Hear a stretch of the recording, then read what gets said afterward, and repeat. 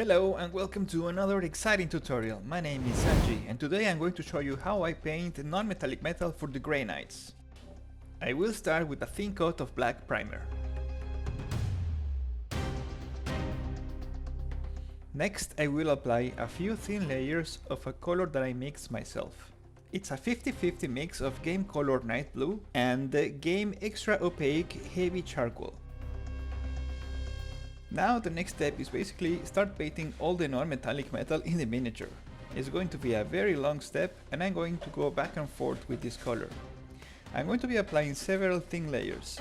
They are all going to be very thin and very transparent. I'm going to play with the transparency of the paint to create several gradients on the surfaces. The key for a convincing metallic texture is adding illuminated colors as reflections. In this case, I am adding lines that go along the cylindrical shape of the model. I look for different curvatures and paint along them. In this video, you will see me painting over and over the same color. This is because the paint is really transparent. And although at the beginning you can see the contrast, once the paint dries, it becomes less visible.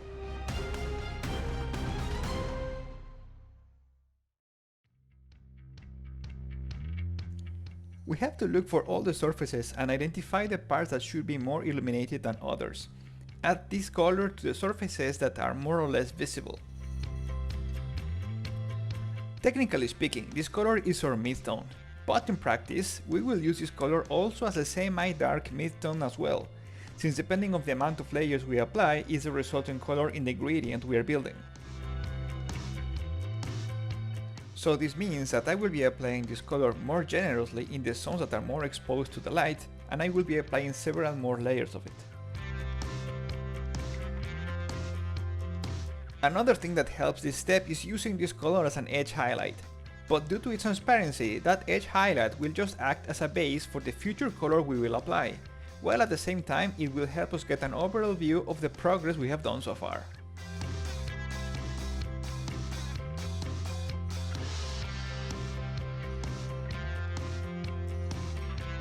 On plates like this one, we can use the same method as with the arm. It can be treated as a cylinder surface as well, so vertical lines will help create the reflections we are looking for. Over and over, several layers, little by little we will build our gradient. For every part you paint, you need to visualize the plan. Where do you want the light to be on? Where should the reflection be? And then start applying all the layers. Another important part of the non-metallic metal method is to create your gradient with more than just one light. The surface should be reflecting more than just one source of light it has. It should also try to reflect secondary lights from its surroundings.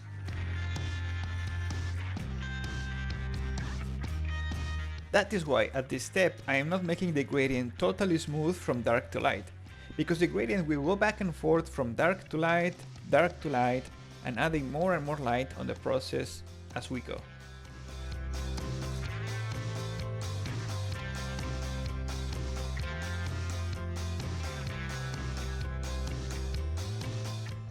Just like me, I recommend you to stop to take a look at your progress and see if there is some parts that you want to give a few more layers or if you're ready to move on.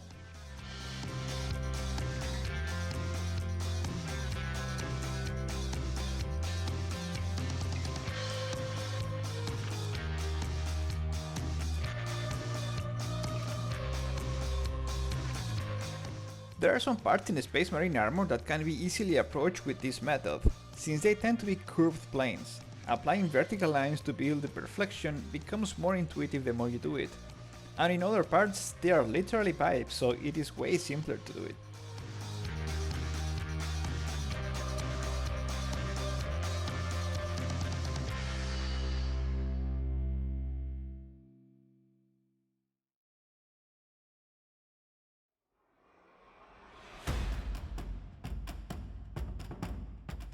On how to progress the painting of the model, I recommend you to go limb by limb, because sometimes if you decide to apply one layer to the whole model, and then another, you might end up disliking the way it looks like at the various steps of the process, and you will get dismotivated without really reaching the desired result anywhere on the model.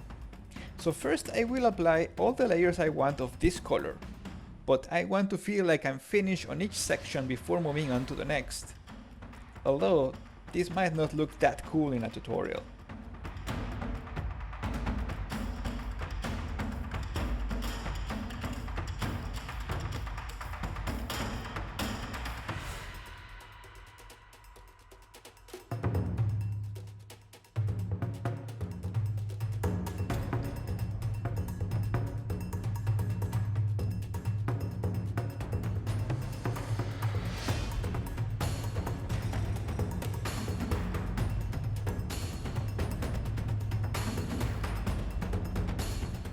On the shoulder pads, the bump at the very top is rounded, so it basically needs more of a sphere treatment, with one circular main light at the top, and the other secondary lights more like a cone.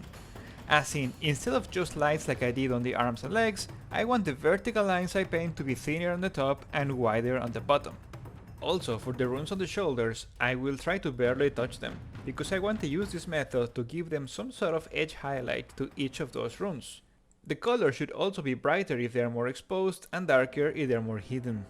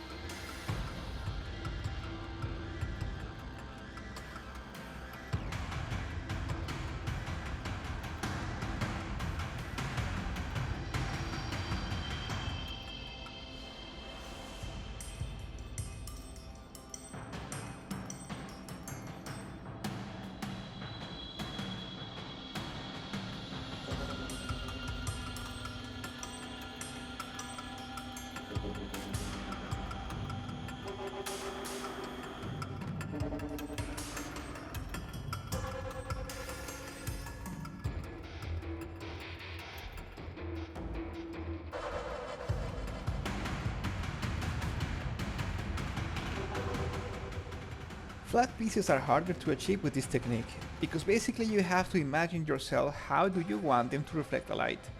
In this case, I will add more of an illuminated tones on the top and bottom zones, while I leave the center a bit dark.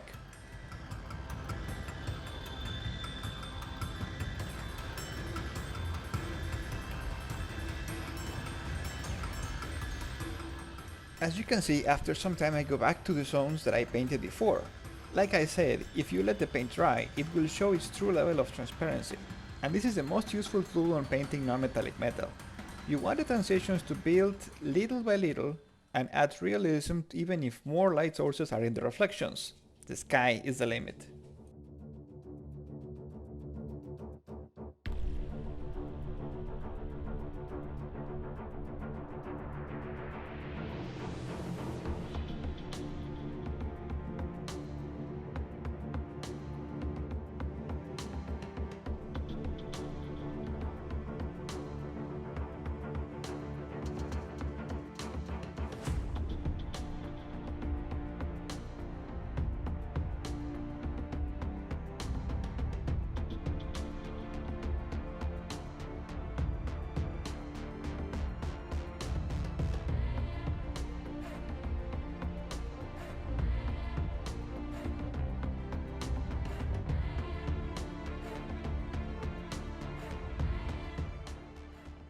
At this point, after a couple layers of paint, it starts looking like I'm painting a different color, but it is the same color still. I think the font is not good enough to identify all the contrast. You will start thinking that I'm painting white, but it's actually the same Fenrisian gray.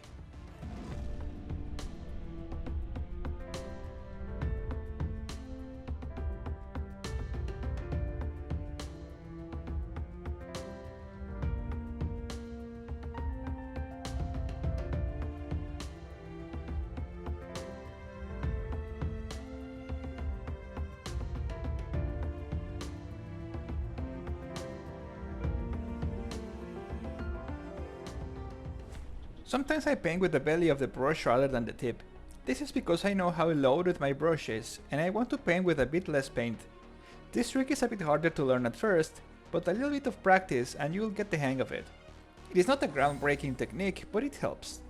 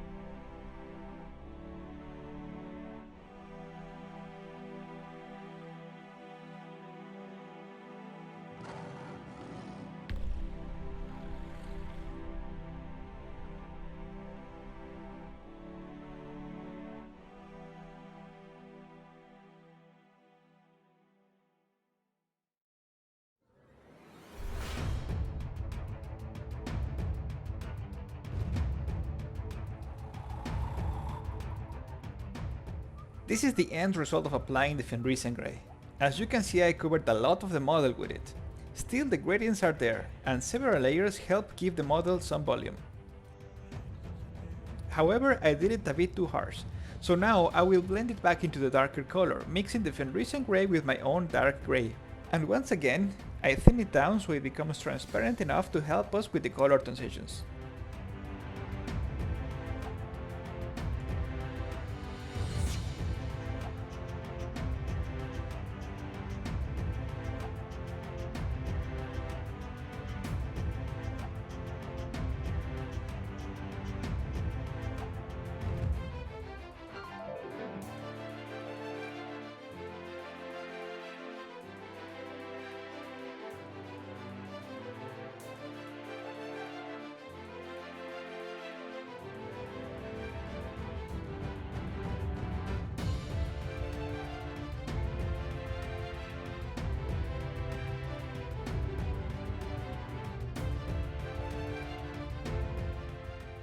I apply this color to make the gradient a bit smoother, but this step also helps me to readjust the level of brightness of the overall surfaces.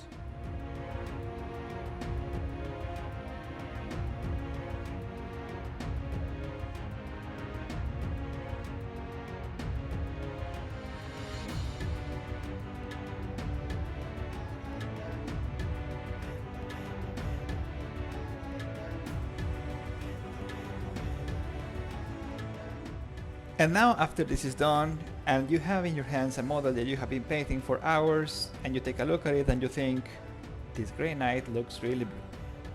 The tutorial guy knows nothing. Well, be patient, the next step is, in my opinion, the game changer. The next step is applying the highlights of the model. This will be done using Vallejo Game Color Ivory. This paint gives us a very bright, warm yellow, which in contrast with the cold grey we had done so far, will give the illusion of a metallic surface reflecting its surroundings.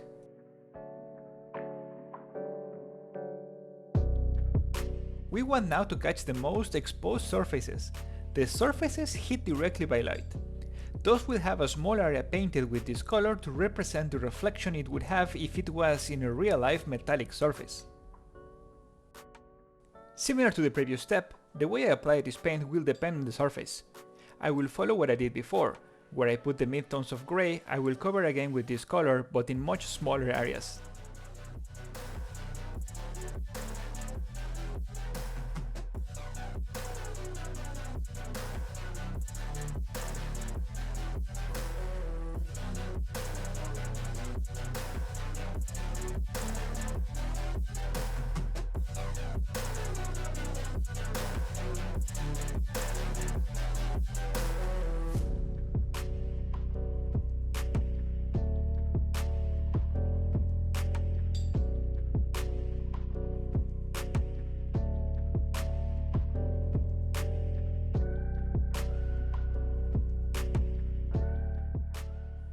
As you can see, even the phone is getting tricked into thinking this is reflective, and it is just showing a super intense warm light.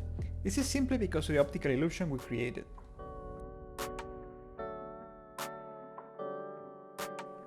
The color we use as a base is a dark blue, a cold color, and as it gets brighter it becomes a light blue. It's still cold, but also this Fenrisian Grey has a particular blue hue which is a bit closer to purple than blue. This is in fact a bit hard to see at first.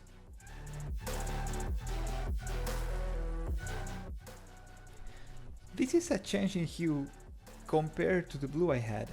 So our dark blue is warmer, then our middle blue is way colder, then our highlight is the warmest point. This triple change in hue is what is creating the illusion that this is a metallic surface, since metals not only reflect lights but also all their surrounding colors. In order to make the true silver armor color believable, we need to also have several hues. The next step is rather straightforward. We will add white in most of our edge highlights, as well as add a little bit of white in the core of our reflections.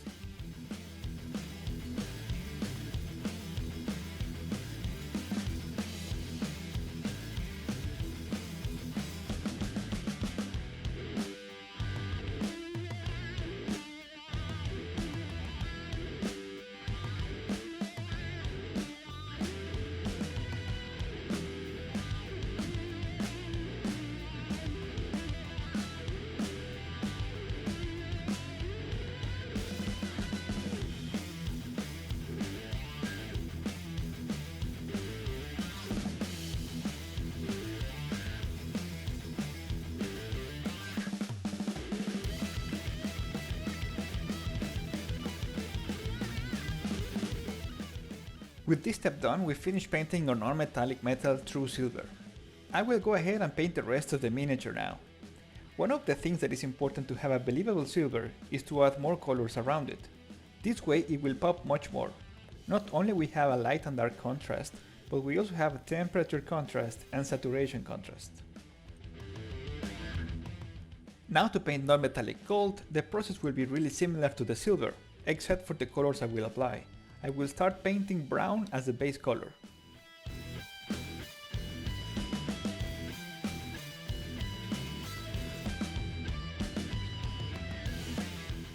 Next, I will add a more saturated and warm brown. This will help distinguish the following colors as well as give them a stronger base.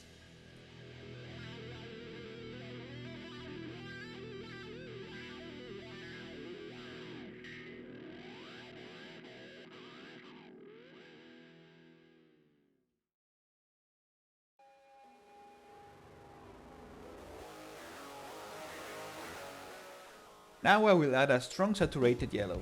This is the equivalent to the Fenrisian grey for the silver. I will apply it in a lot of the zones. This will mark the transition from the dark brown tones into the brighter yellow highlights.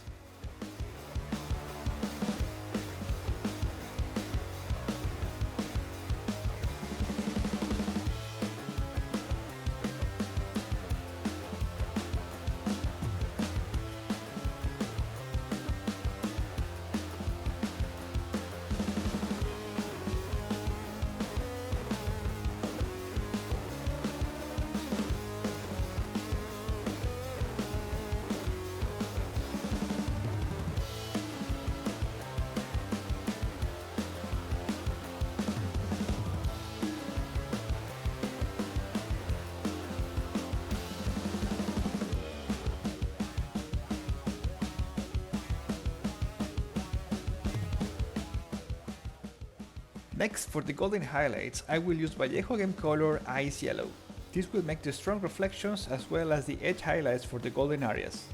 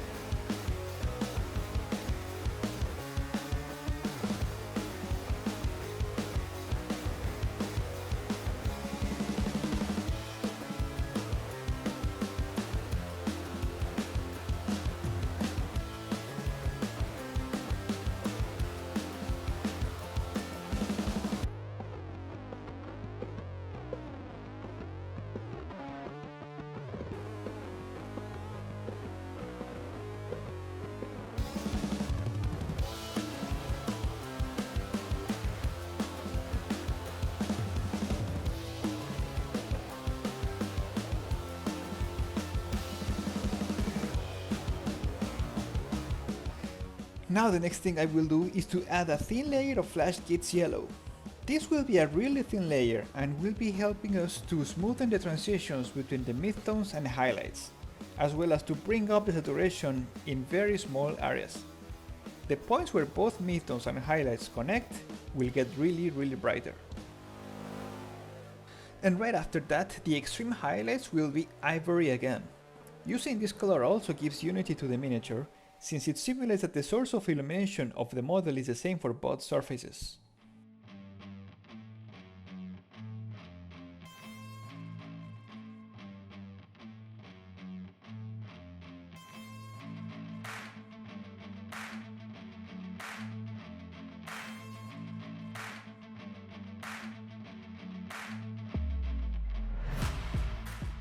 Moving on to the regular surfaces, I will begin painting all the parchments on the model with the base of Steel Legion Drab.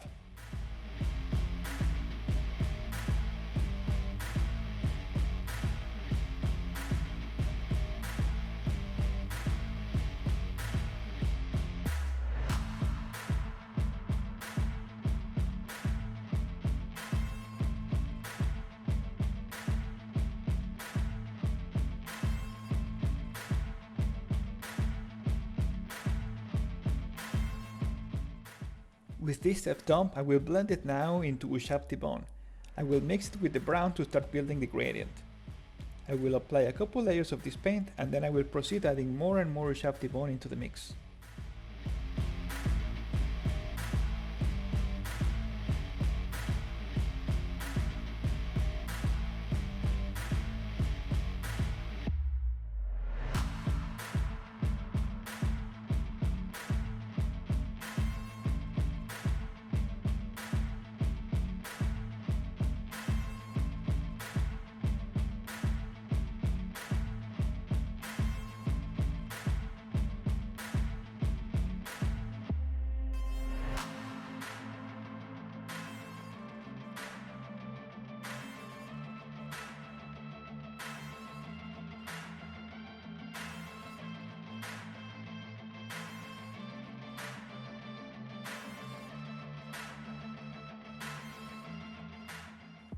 Next, for the highlights, I will be using Vallejo Elfic Flesh, and I want to apply them only on the upper areas and the edges.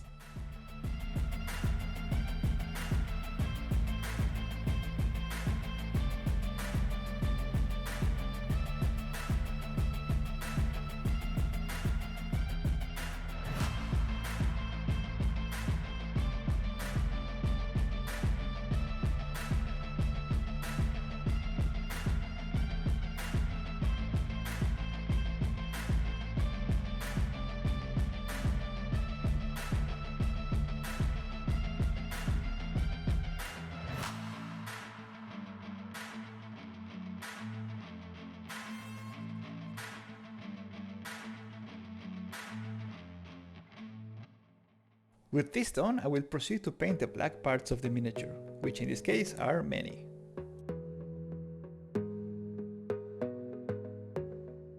For black colors, I basically like to create drastic highlights, so I will be applying highlights of Dark Reaper.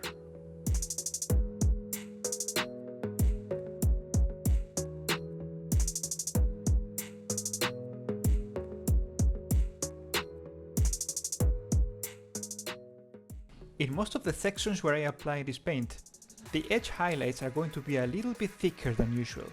This is because this is not going to be my final highlight. I will be applying another paint to use as extreme edge highlight.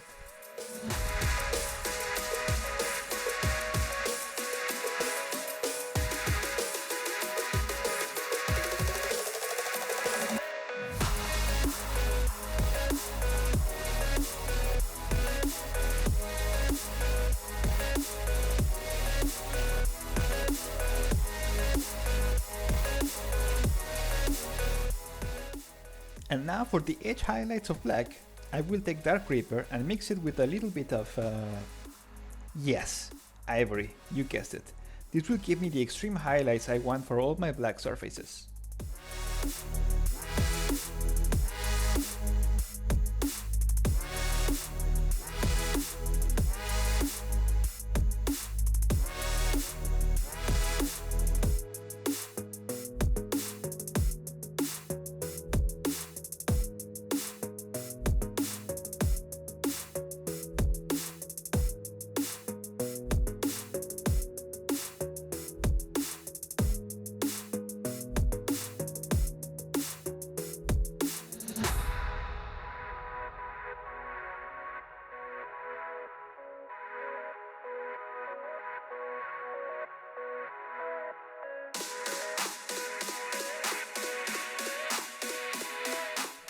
Next, I will paint the steel sections of the model. It is important to differentiate both metallic materials. So this will be painted with neutral gray tones, but following the same method as with the other non-metallic colors we painted already. I will start this with a dark gray base. Notice how we didn't use black as a base color in neither of the non-metallic surfaces. This is to differentiate them from the actual black sections of a model. Then I will start building a gradient from a dark gray by adding ivory to the mix, up to a 50-50 mix of both colors. And from that point on, to go lighter, I will start adding white.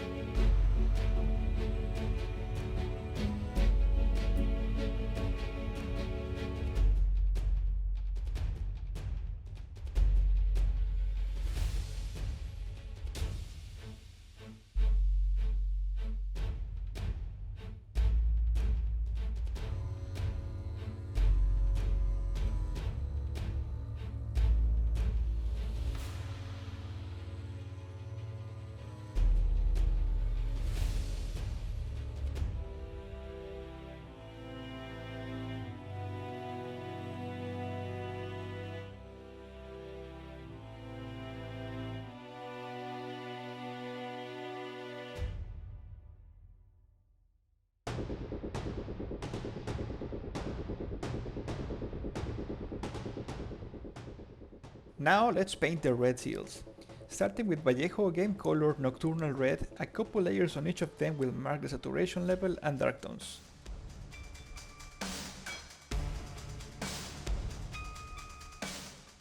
And now for the midtones I will use Mephiston Red. And now for the highlights, just as before, I will add a little bit of ivory to the mix.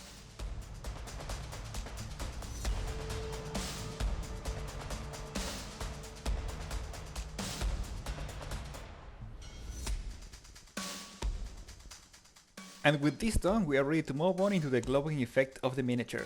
We first need the blade painted white, before we proceed to paint the next colors. I will go ahead and start applying a couple thin layers of NMM blue mixed with white. I want the strongest points of the glow to be on the tip of the blade and on the point closest to the hilt, whatever that is called, and also a bit of a stronger glow on the edge of the blade. Then, to start building the gradient, I will go ahead and start painting thin layers of NMM blue, applying more towards the center of the blade, which will be its darkest point. The next color I'm applying is Vallejo Game Color Midnight Purple. A really thin layer adds a unique contrast to this blue, moving us from a light turquoise blue to a dark indigo blue. Once again, we achieve contrast in brightness and in temperature. I'm smudging the paint a little bit while it's still fresh to help the gradient. I keep going back for a bit of more paint for my brush and then I dry it so it is not too loaded. Then I use the remaining paint on it to move around the paint already on the blade to get a transition smooth without needing to add several layers. Once I'm happy with the contrast, I go back to NMM blue and add a couple thin layers of it on the very edge of the blade.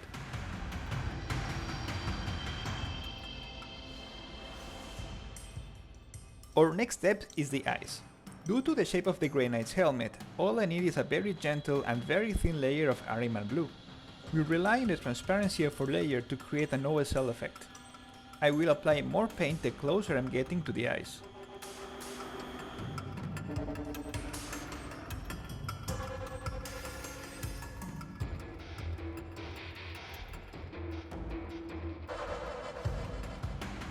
And now, very carefully, I will paint the actual eyes in white. I want to add a little bit of an OSL effect on the areas close to the blade. I will apply a very thin layer of NMM blue and edge highlight those areas with a mix of NMM blue and white. And finally some more white on the very deep zone of the blade, where I want to create the effect as if the energy emanates from there.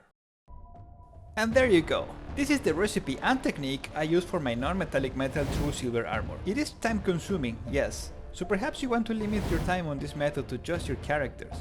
Not large models, not big units, maybe not vehicles, definitely not large vehicles. Only if you are like me and you like to suffer, you can apply it to whatever you want. Let me know in the comments if you enjoyed the tutorial, if you found it useful, and share it to someone that might be looking for yet another way to paint the Knights of Titan. Remember to hit the like, subscribe and share and all that stuff. I promise I upload a video at least once a year. My name is Sanji and I'll see you next time.